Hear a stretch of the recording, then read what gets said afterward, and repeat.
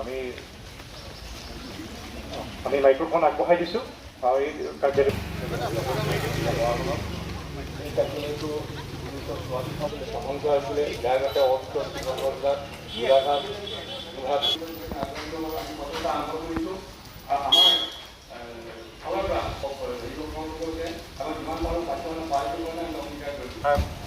কাৰণ শিক্ষাই হৈছে আমাৰ মূল।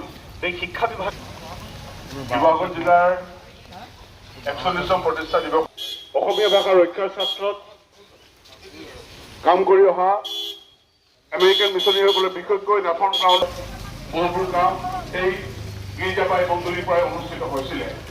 বিশেষকৈ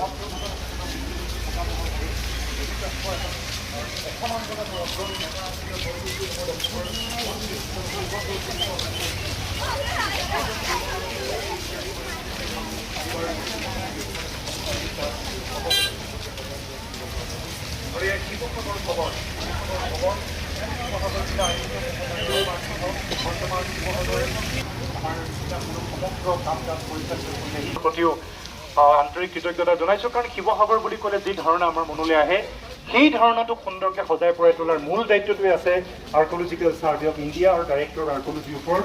আৰু ইতিমধ্যে তেওঁলোকে খুব ধুনীয়াকৈ কাম কৰি আহিছে আৰু এয়া আমি এটা খুব সফলভাৱে এই পুৱাবেলা এটা ধুনীয়া বৰষুণৰ মাজেৰে আহি এই কাৰ্যসূচী আমি প্ৰায় সামৰণি কৰিছেহি। খুব ভাল লাগিল। এটা ঐতিহ্য ভ্ৰমণ, এই ঐতিহ্য যাত্ৰা আমাৰ নতুন প্ৰজন্মৰ শিশুসকলে সৈতে নতুন অনুভৱ কৰিব কাৰ্যসূচী এইবাৰো আপোনালোকে ৰাখিলে।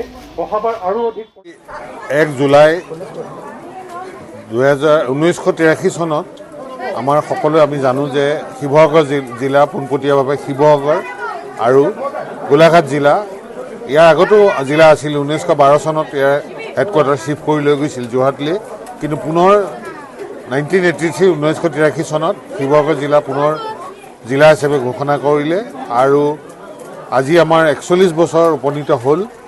গতিকে আপোনালোকে সকলোৱে জানে যে শিৱসাগৰ জিলা এখন ঐতিহ্যময় জিলা, বুৰঞ্জী থকা জিলা, আহোম ৰজাৰ জিলা। আমি সকলোৱে যি আহোমে আমাৰ মোগল সৈন্যক খেদি পঠাইছিল সেই ঠাইৰ আমি মানুহ, গতিকে আমি সকলোৱে গৌৰৱ কৰিছোঁ।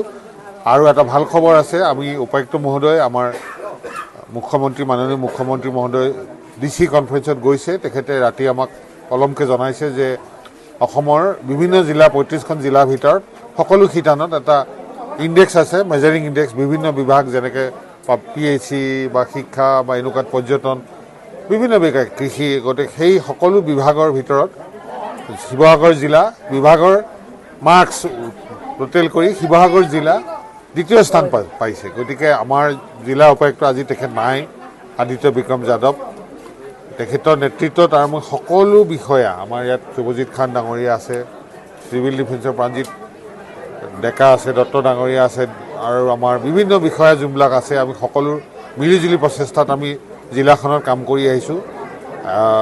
গতিকে আগলৈও কৰি যাম। আজি মইনো কি ক'ম, এই প্ৰতিকূল বতৰত সকলো ৰাইজে আগবাঢ়ি আহিছে। গতিকে তাৰ কাৰণে আমি তেওঁলোকক অশেষ ধন্যবাদ জ্ঞাপন কৰিছোঁ।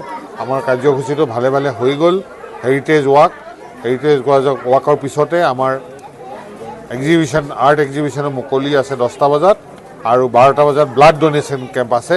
অৱশ্যে এইখিনিতে মই এটা ঘোষণা কৰিছোঁ, আমাৰ উপায়ুক্ত মহোদয়ৰ সকলো আলোচনা বিলোচনাৰ পিছত, যিহেতু আমাৰ বানপানী হৈছে, ৰিলিফ আজিৰ পৰা বিলোৱা হ'ব।